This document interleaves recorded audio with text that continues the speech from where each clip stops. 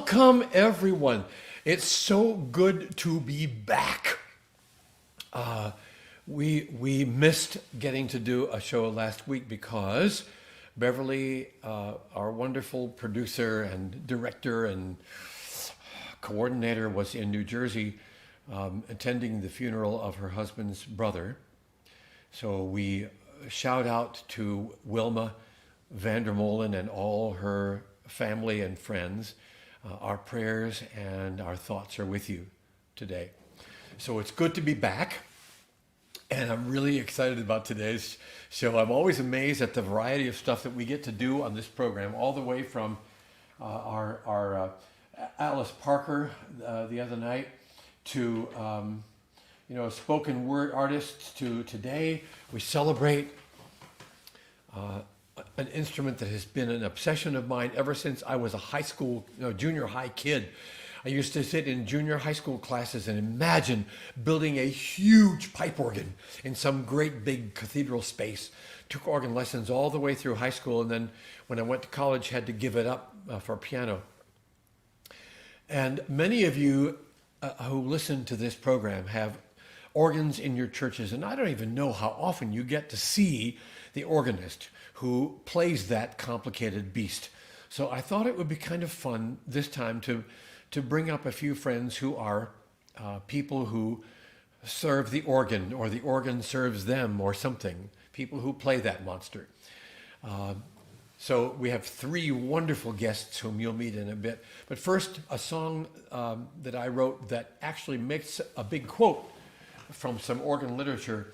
You'll recognize it.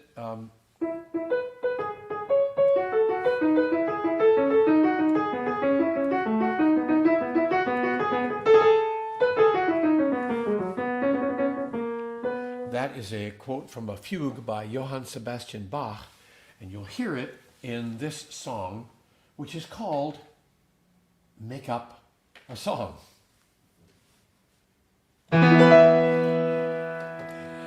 Make up a song, said my mama long ago, when you walk in the bright morning sun.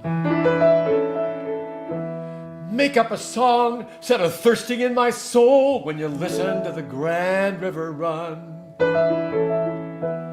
Make up a song when you mess up somehow and you can't change the harm you have done. Make up a song, put it all out there and sing.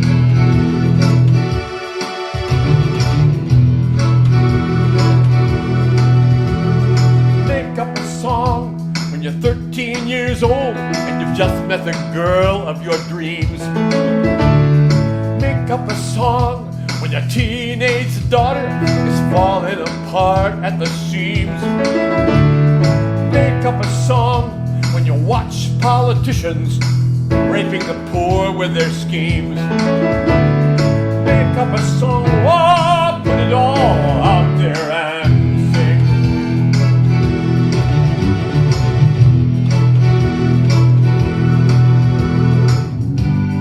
Sing right out loud when you're laughing.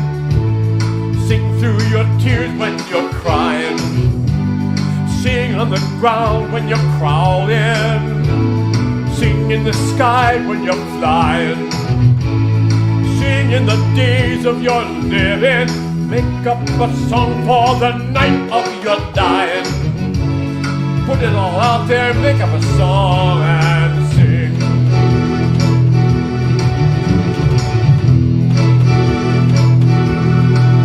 Let the music never end until strangers turn to friends.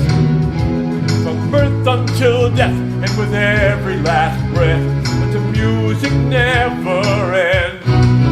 Let the song go on and on through the night until the dawn.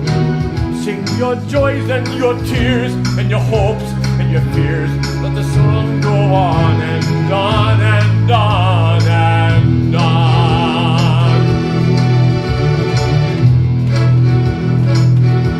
Here we go!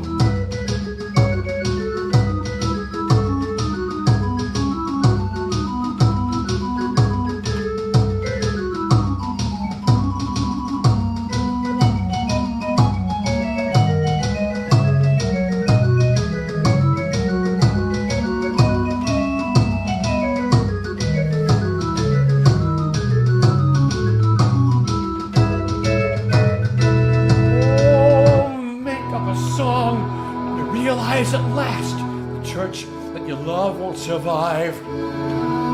Make up a song when you wake up one morning and you're glad to be simply alive. Make up a song when you made it through the rain and you're watching your grandchildren thrive. Make up a song, put it all out there and sing.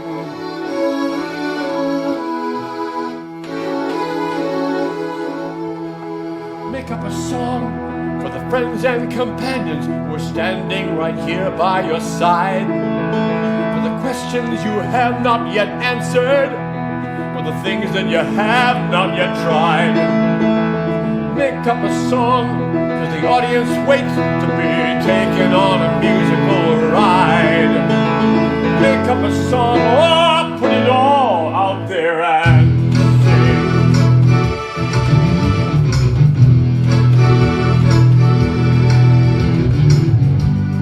sing right out loud when you're laughing.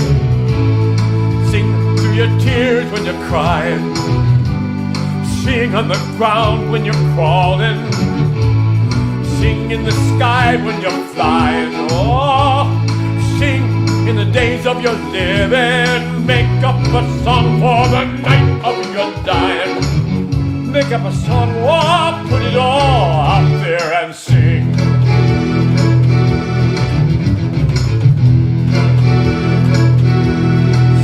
Let the music never end until strangers turn to friends.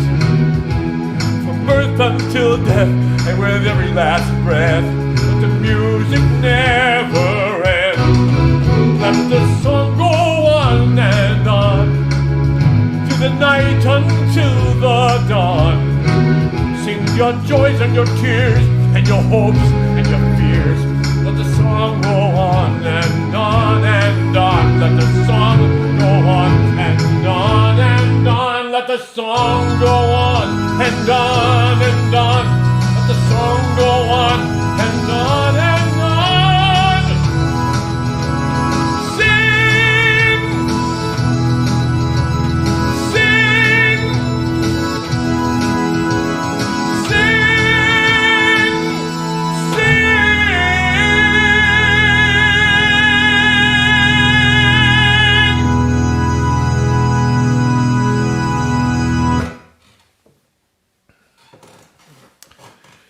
So there we are, my homage to that wonderful instrument that I wish I had been able to spend more time with. My first guest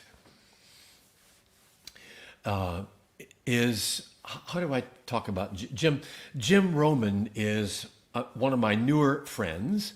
Jim is the associate organist at one of the truly exciting churches that I have been a part of visiting, St. Luke's United Methodist Church in Houston, where my friend Sid Davis has been the music director for 25 years now. And they have a pretty big music staff, and Jim is the relatively new associate organist, a wonderful, wonderful player, and becoming a good friend. And Jim is going to demonstrate something that I never heard of until this year. Jim, greetings to you. How are you? I'm good. How are you? I'm great. It's good to hear your voice. How long have you been at St. Luke's now? This will be my third year. Third year. Kind of crazy already. It's it seems like a short time because I've been hanging around St. Luke's for, well, ever since Sid started 25 years ago. So 3 years is kind of a short time. Yeah. But you've had a chance to do some pretty cool stuff since you're there. And one of the cool things that you've gotten to do is to build this wonderful instrument that kids can enjoy and play, called the Orgel Kids Organ. And I wonder if you would describe it for us a little bit. Yeah, so it's sort of, we've been joking about it. It's sort of like if IKEA were to build an organ. That's what this would be. It comes all nicely in a little box, and there are all these, all the parts are labeled, like 3B goes to 3B and A1 goes to A1. And you just put it together, and it's designed for kids to be able to do it themselves. And they have a fully functioning pipe organ when they're done. And it's like the ancient organ in that you have to pump the bellows. It doesn't have an electric motor to run a blower, right? Yes. So actually, I can't actually play it myself, but I'm being assisted tonight by my wonderful assistant, Cindy Davis. Hey, Cindy. Here. This is Sid Davis's wife, who you were just talking about. So I know she's going to do a great job helping tonight. Cindy and Sid have been friends for a long time. Hello, Cindy. Hello, Sid. It's good to hear your voice. So later on, by the way, in the show, toward the end of the show, we're going to play a video of you performing a piece that I had a chance to write for St. Luke's Church on the occasion of St. Luke's 50th anniversary. 75th. 55th? 75th. 75th anniversary. And the street address of the church is 3471 Westheimer Road. And if you divide a scale into 1, 2, 3, 4, 5, 6, 7 notes, then 3471 sounds like. And so I improvised a piece on that address, and after the end of the show, we're actually going to play the video of Jim performing that piece on the organ at St. Luke's. But right now, I want to ask you to demonstrate the Orgel Kids organ for us. Sure. So, did we just play a little something then? Just play a little something, sure. Pump her up and play a little Let bit. me angle my camera down so you can get a better angle of it here. So this was originally based out of the Netherlands, the Orgel Kids Foundation, or whatever you want to call them. And they actually had a theme music written for the Orgel Kids organ. So this is the Orgel Kids theme.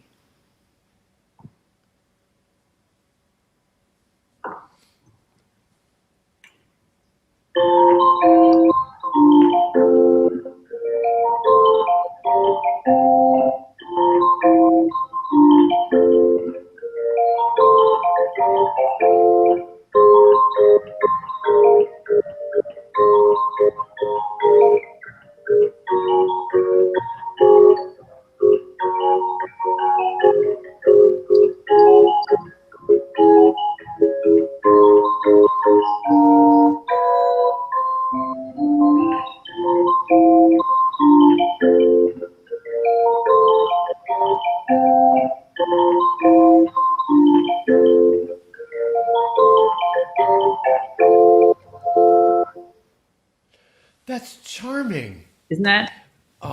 Now, how many, you have 2 octaves of pipes? Or? Yeah, so that was just the 4-foot flute that we heard. So it has a 4-foot and a 2-foot flute, and it's about a 2-octave range. Oh, my goodness.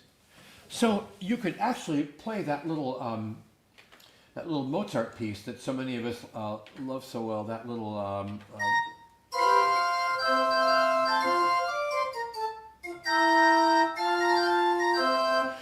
pieces like that would be just perfect. Oh yeah.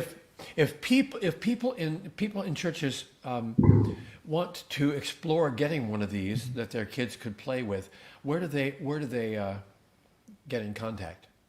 So Erin, she's watching. I'm so sorry. I don't actually know how to pronounce her last name. I think it's Schessel or Schessel. I'm not sure.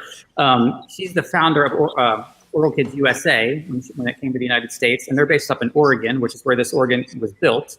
And you know that they have all sort of grants you can apply for. We were very, very lucky and had a very generous donor who supplied the funds for ours. But yeah, you just have to get in touch and they'll be happy to help make it happen. That is exciting. I hope some people will take you up on that, because for so many of us, the organ's kind of a mystery. You know, you kind of hear it on Sunday morning, or you hear it whatever, and you first of all, you can't see the performer a lot of the time, and you wonder what's going on up there. And you know, to be able to see it in this form, I think would be so exciting for children, and I would think it'd be a kind of a fun thing for schools too. So, folks, take a look, Orgel Kids, and Jim, we will see you later in the show as you perform Medema's piece. Great. But you have a question for Jim first. Oh, what's that? Oh, the big question. Why? What does playing the pipe organ have to do with your faith, with making the world a better place, with serving Jesus, with helping the hungry, with homes for the homeless? What does playing the pipe organ have to do with any of that? Well, personally, it's funny when you mentioned this question. Recently, Sid Davis, who we were talking about, asked me, we were talking about the organ and organists, and he was asking, you're always so busy on Sunday mornings, you don't actually get to just go sit and worship. You're always busy, waiting for your next cue, and you're like, oh my God, I'm so nervous to play this piece. So it's hard he asked if it was hard to worship in that setting. And I said, well, I mean, it is, but for me, playing the organ is sort of my form of worship, and that's sort of my faith. That's the gift I think I was given, so I feel like I need to put it to use, and whether that's helping other people worship or even just bringing the organ to people. That's sort of what it means for me personally. Not sure if that really answers your question, but... Well, an organ is a really expensive instrument. Mm-hmm. And if we make an investment in an expensive instrument, we always want to know why. Why are we doing this? And I think it has something to do with the beauty, bringing us to a different place, bringing us to a holy space, bringing us to a space of profound sensitivity. Because there's something that happens in a pipe that just doesn't happen. I mean, it's a different thing than the guitars and drums and pianos and all that. It's a different thing. It's a new kind of space for us. And for me, that's what the organ does. Mm-hmm. Yeah, it has the ability to really evoke so many more emotions. I'm a little biased, obviously, but so many more emotions than so many other instruments just because of its size and different colors. Yeah. Well, I wish you the best in all that you do. And we will hear you later in the show. All right. Thanks for having me. Thanks, Jim. Thanks, Cindy Davis. Welcome. Bye.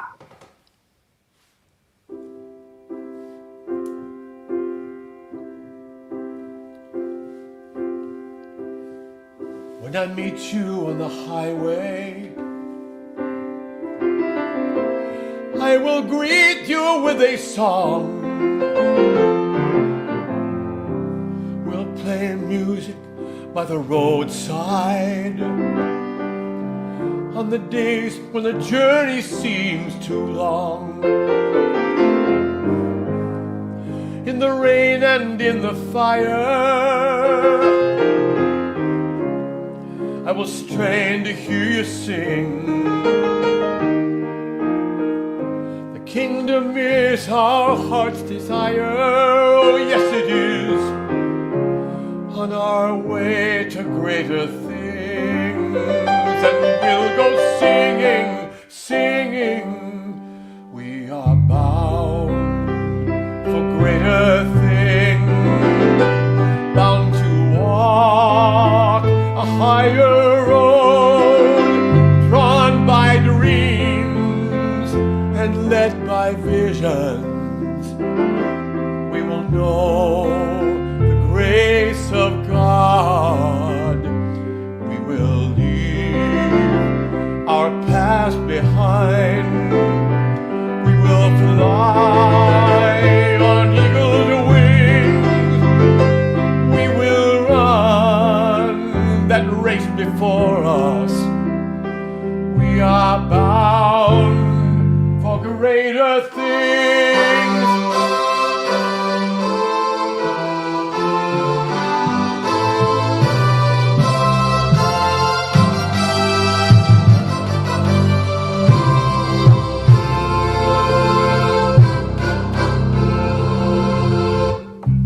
Help me find those chains that bind me as we walk into the light. We will see with clearer vision things that confused us just last night. One who made the golden morning, the one who gave our spirits wings, gave us these hands to help each other, oh yes indeed, on our way to greater things. And we'll go singing, singing, we are bound for greater things, bound to walk a higher road, drawn by dreams and led by visions. We will know the grace of God. We will leave our past behind. We will fly on eagle's wings. We will run that race before us. We are bound for greater things. We are bound for greater things. Bound to walk a higher road. Let me help you lift your load. We will know and we will see and we will touch the grace of God. We will leave our past behind. We will fly in the sky on the wings of eagles, on the wings of eagles. Let me run the race before us. Strike up the band and join the chorus. Don't be afraid to keep on learning. Don't be afraid to keep on turning. Don't be afraid to keep on leading. Don't be afraid to run that race before you.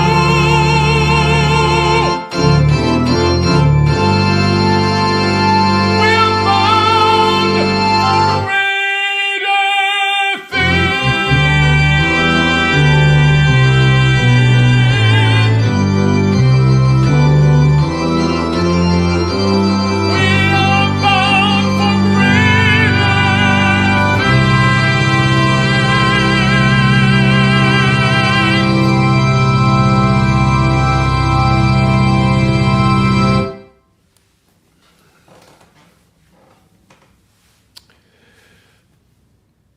Several years ago, I was at a large church in Southern California, and I happened to meet this young man named Mark Thallander, a wonderful, wonderful organist, and became a good friend. And we shared many, many meals together, and we shared many jokes together. And then in 2003, something horrible happened. Something that could have put an end to somebody's career and somebody's hopes and somebody's dreams, but it didn't. And tonight, my friend Mark Thallander is here. Hello, Mark Thallander. How are you, my friend? I'm fine, Ken. How are you? I'm good. Where are you right now? I am in Ogunquit, Maine, and you're probably in Alameda, California. I but am. Truly coast to coast and around the world. And we have been in California together. We have been in Maine together. We have been in many places. And in fact, one of the places that we were together was our retreat that we call Interlude. You were, I think, one of our guests in, I forget what year it was, Mark. So do I. But you came to our wonderful retreat. Interlude sponsors all these concerts and sponsors these retreats for church musicians. I want to show the ABC News video of what happened to you in 2003. And then I want to come back and talk a little bit about what you're doing now and what you have learned and what life is like. And then we're going to have a video of your playing some music. Is that okay with you? Sure. Let's take a look. I remember thinking that it was like a ride at Disneyland, only it didn't stop. It just kept going, and I just didn't know what was happening. And then everything stopped. It was no amusement ride. A rainy August 3rd, 2003. Nighttime, Wells toll booth. Mark Thallander's car hydroplanes and crashes. Mark is sitting alone, more than half his blood draining from his left side. I prayed, God, if there's anything I should do, help me. And this arm then went over and into a hole here, which I think may have stopped the gushing of the blood. What Mark didn't know, his left arm had been all but torn off in the crash. Paramedics and state troopers say there were no witnesses. But Mark says there was a woman who kept him alive, and today believes it may have been his guardian angel. The woman kept talking to me and saying, keep your eyes open, keep talking to me. It was so twisted and mangled, and I was just amazed that you lived through it at all. Lifelong friend Gary Duvall arrived at Maine Medical Center shortly after surgeons made the critical decision to remove Mark's arm. The surgeon was virtually in tears. Because this was no ordinary patient. This was Mark Thallander, world-renowned organist. His beautiful music you've likely heard. His was the music that filled Robert Schuller's Crystal Cathedral and his Hour of Power telecast for more than a decade. 2 hands, 2 feet, delicately, delightfully playing what Mark calls God's music.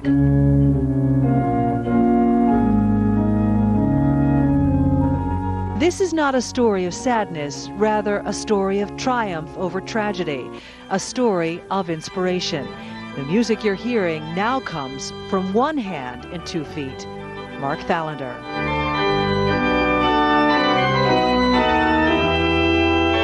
I had to incorporate the left-hand part either into my right hand or to my left foot or into my right foot, depending on the measure and on the piece. Doctors say it usually takes several years for a patient to fully master life without a limb. Mark did it in 3 months, teaching himself to play the organ again for his father's memorial service. And I just began playing a hymn with 1 hand and adding some of the 16-foot stops on the organ into the pedals. And a woman came in from another church who had sung in the Crystal Cathedral choir, and she had tears rolling down her face. And she said, I can't believe you're playing with 1 hand. It sounds like you have 2. And so I thought, well, maybe if I really work at this, I can continue to play the organ. It took a little bit of work, but I think that it turned out so that I can lead congregations in worship, and they may not know that there's anything lacking. That would be my hope and my prayer. And Mark admits after August 3rd, something changed in his music. Maybe there's more of more passion and more thankfulness in my playing now, because I don't take anything for granted.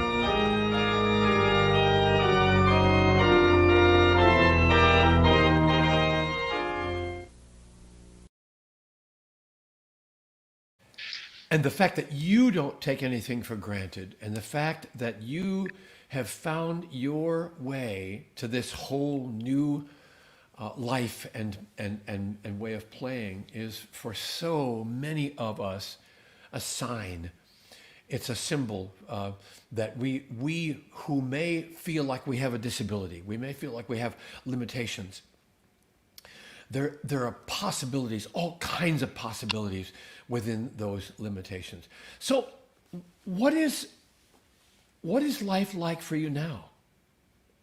Well, as you know, you were part of the keyboard benefit concert at the Crystal Cathedral, and that was the impetus for founding the Mark Thallander Foundation.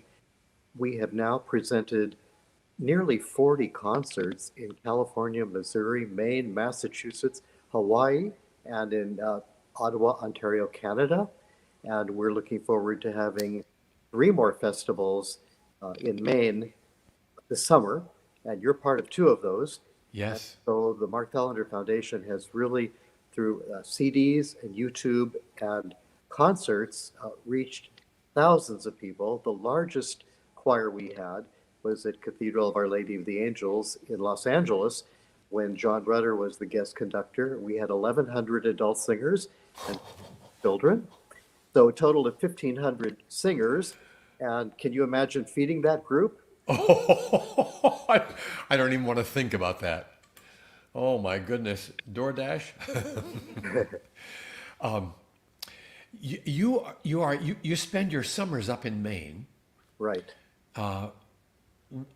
Why Maine? The gentleman you saw in the video, Gary Duvall, was the college pastor at the Crystal Cathedral, and he moved to the East Coast and suggested that I come and visit. His youngest son was graduating from high school, and I said, "Why should I come to Ogunquit, Maine?" And he said, "We have 3 miles of white sand beach." And I said, "Well, I have miles of white sand beach 30 minutes from where I lived in Pasadena." But I took an Amtrak. I had a 30-day rail pass, and I went to the American Guild of Organists Convention in Seattle, and then I went to Vancouver, and then I went to Banff and Lake Louise and Jasper, to Winnipeg, to Toronto. Then I played in Ottawa, then came down to Vermont.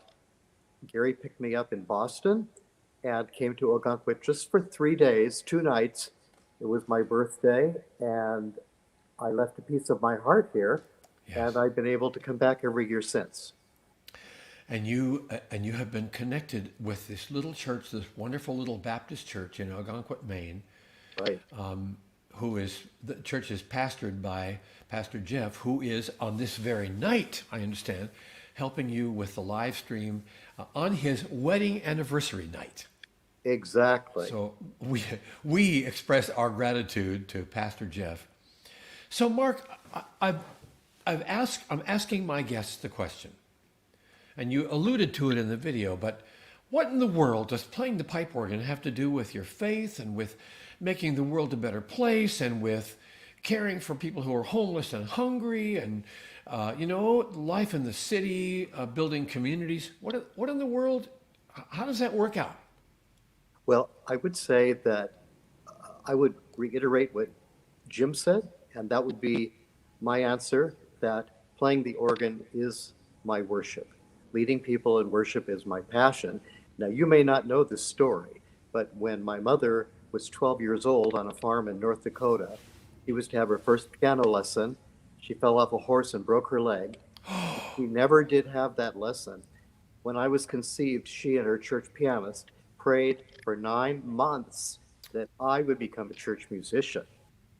And so you asked me about my story, but it's kind of his story in that I didn't know about this until I was in college. Yeah. But I don't really think I had too much of a choice. Well, when we get to sing with your playing, when we sit in a holy place and you play those hymns with such energy and such vivacity, we want to sing. We just want to raise those voices and sing with you. I am grateful for that. And we're going to run the video of your playing. Tell me about the piece that you're playing. The piece has kind of become my signature piece. It's Toccata on Hymn to Joy. And I love especially the ending, ever singing, march we onward or forward, victors in the midst of strife. Joyful music leads us sunward in the triumph song of life. And it was Let's play actually it. arranged for a bride at the Crystal Cathedral who asked me to arrange Hymn to Joy for her recessional and use the front organ and the back organ and the side trumpets. You can go on YouTube and hear it on one of the largest church pipe organs in the world. There are a number of them, actually. But tonight you're going to be hearing it on the recently completed organ in the Ogunquit Baptist Church. Let's hear it.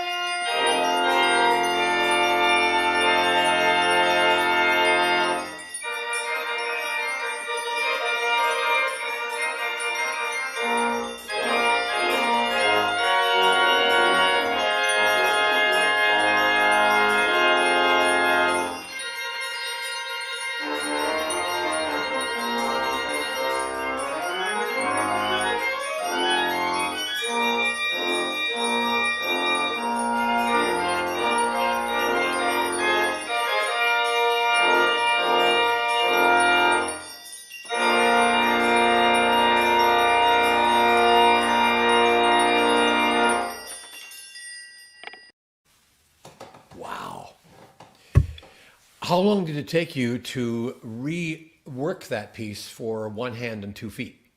Well, it is published for two hands, and so it took a little while Yeah. to make it work for me. I wanted to answer your question about feeding the poor, nourishing. The organ nourishes our souls and inspires our spirits.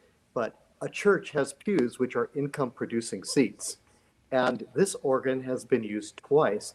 Once, when Joyce Jones was here, an offering was received for her hunger project, and another time, an offering was received for the York County Food Shelter.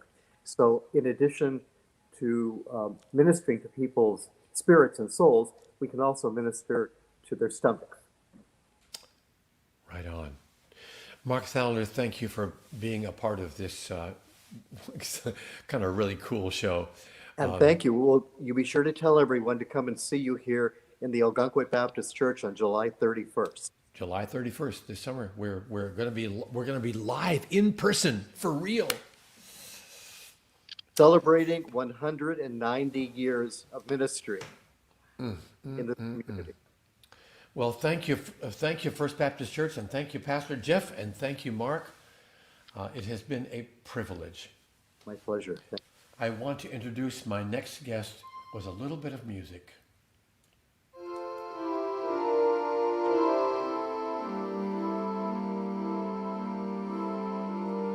Jan Kraybill, I met you first a few years ago. Although I understand you've known my music for a long, long time.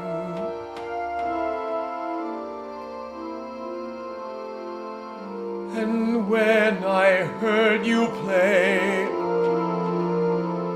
I knew that there was magic in the air. Only then did I find out this player of the organ gets on her Harley and goes to Sturgis to rock out with the cyclists.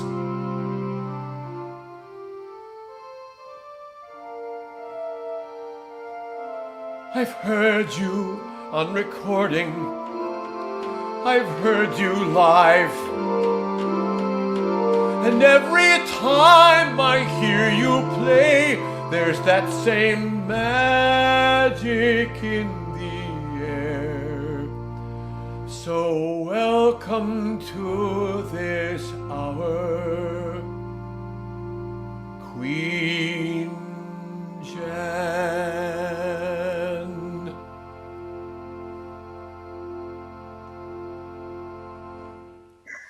You just absolutely made my day. Wow. I can't ask for better than that. Wow. Oh. How are you doing? I'm very well now. My goodness. I'm on cloud nine. You've been recitaling a lot lately. We tried to book this show for weeks and weeks and weeks, and you were in various and sundry places giving concerts. And this is the first time that you've been home, so we could grab you for this program. Yes, the arts are coming back from COVID, and I'm so grateful to have work again. And you have been a part of Interlude several years ago. I have. Tell me, or tell our people here, one thing that Interlude gave to you. Well, the gift started when I first got the letter inviting me. I had never heard of Interlude. I get this letter at work that says, "We know you're tired. We know that you've been giving a lot. So now we want to give something back to you. How about if you come and join us and you have no responsibilities? This is for you." And immediately I thought, what's the catch? And there was no catch. And so then I show up in Grand Rapids where my interlude was, and it was such a gift to just be and not have to have responsibility to do anything. And then to be among church musicians that soon became friends. It was such a gift. I just can't tell you the life-changing experience that was. I'm so grateful, still grateful. It's Well, been years. I'm still grateful. we are extremely grateful that you were a part of it. We had one one person who was an organist in Houston, and she was going to be in charge of the entire American Guild of Organists meeting that next year in Houston. Hmm. And she said, I shouldn't be coming here. I shouldn't. I've got much too much to do. And when it was over, she said, oh, for 3 days, I didn't have to be in charge of anything. Such a gift. So, okay, I'm gonna ask you the same question that I asked Mark and Jim. What in the world does playing the pipe organ have to do with faith, with making life better for people, with our calling as believers, our calling as followers of Jesus? What in the world? How does that work? So one of the lines in my bio says that I believe in the power of music to make a difference in people's lives. And that's not just a line. That's not just for media. That is a truly heartfelt belief of mine. Your song just now alluded to the fact that I've known your music for a long, long time. And one particular piece called Are You a Loser spoke to me from a collection called The Storytelling Man. Yes. And I first encountered that when I was in junior high, when I felt like a loser. And that song made a difference to me. And I am convinced that that was God speaking through you to me. And I am convinced that every time any of we musicians play a note, we are conduit for the Holy Spirit to take action in lives. Yes. And then the pipe organ is a great metaphor for humans. So every pipe in the pipe organ can only speak one note at one pitch at one volume. So by definition, you need the community of pipe. It's just like we humans, we need each other. And so the pipe organ can help us sing together as the pipe work together in community and really help us to create music that makes a difference in people's lives. And in order to make a beautiful sound, one of the things that has to happen is each pipe has to be voiced. That's right. It's got to be voiced very particularly, or the sound isn't good. And once each pipe has its own voice and it knows how to join other voices, then you have not cacophony, but beautiful, beautiful music. That's right. Well, you have, first of all, I want to tell people that the most recent CD of yours that I have is called The Orchestral Organ. Imagine some of your favorite symphonic pieces being transcribed for this huge and wonderful instrument. I've played this CD over and over again. And you have a brand new one just coming out now, don't you? Yes, my copies just arrived today, so I have actual physical copies now. And it's called what? It's called a CD what? called Marked for Grace, and it was recorded at Grace Cathedral in Topeka, Kansas. And I recorded it during COVID times. It was a wonderful project. Again, music making a difference in my life, and then I hope, as I record and play it, that it makes a difference in others' lives. That's always my goal. See, a lot of us just kind of gave up at COVID. Like, okay, well, we can't do music live now, so I'm just gonna hang out at home. You decided not to do that. You recorded an entire CD. Well, I it love turned out that I couldn't do that. Music is a part of me and just has to come out somehow. And so I had to make music. Had to. We're going to play a video of your performing, and you're performing on this wonderful organ in Peace Temple. The life of French composer Jean Alain was unfortunately cut short when he was only 29 years old. He was a motorcycle courier in the French army in World War II. And on that job one day, he encountered German troops. And he fought alone. And he fought with bravery and integrity and courage. So much so that after his death, after the war was over, both sides gave him awards for courage and bravery and integrity. I think that's saying a lot when your enemies reward you for those attributes. He wrote this next piece called Litanies when he was 26. And just after he wrote it, only 3 weeks later, his sister, Marie Odile, died in a climbing accident. And it was after that that he wrote this on the front page of the score to Litanies. Translated, it reads, "When the Christian soul in its distress cannot find words to implore God's mercy, it repeats ceaselessly with a vehement faith the same invocation. Reason has reached its limit. Faith alone can ascend."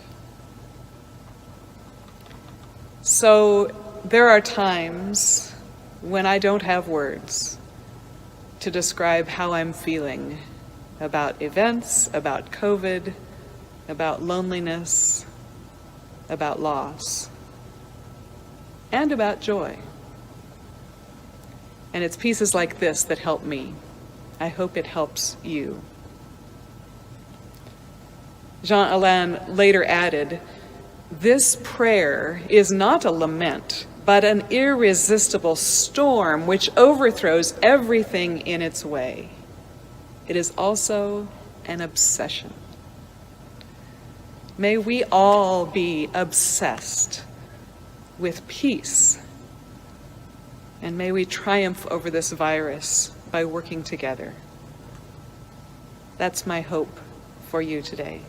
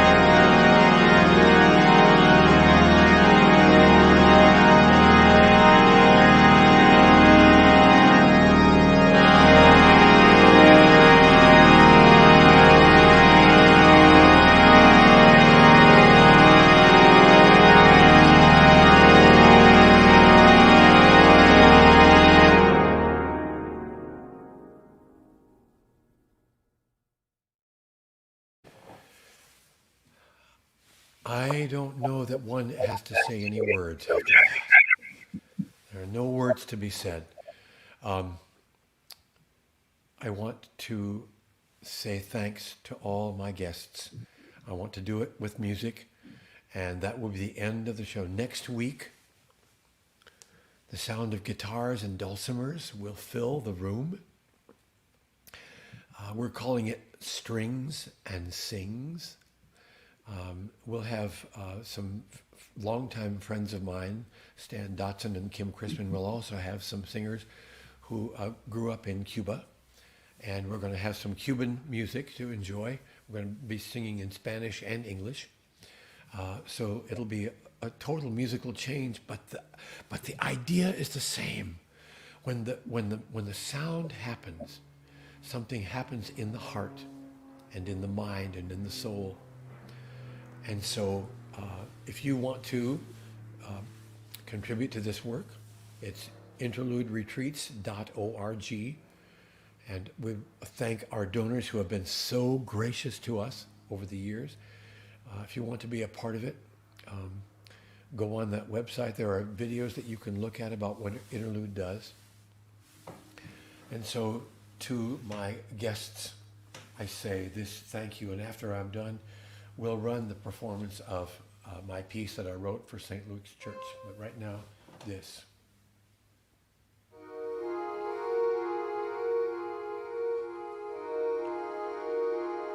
When reason fails and souls grow weary, let there be music. Pump the bellows and play the keys, even if it's only just a few.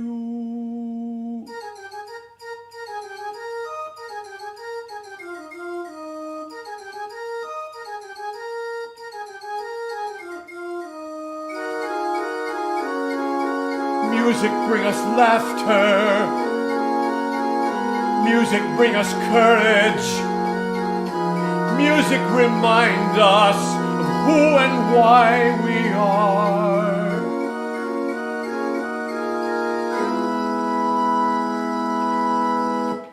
When reason fails, when words die out, when there's no need for hope and peace, let there be music. In all the warring days, in all the troubled nights, let there be music.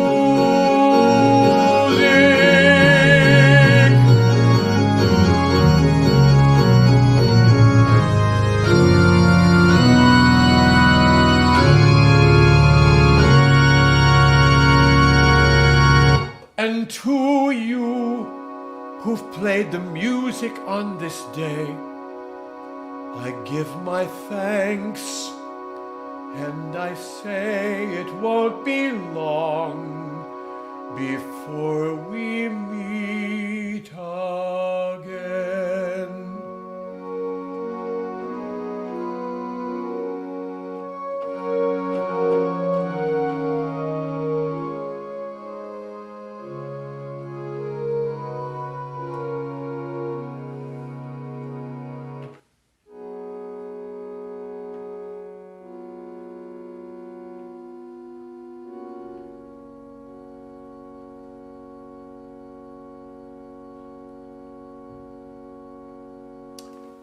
So long, friends.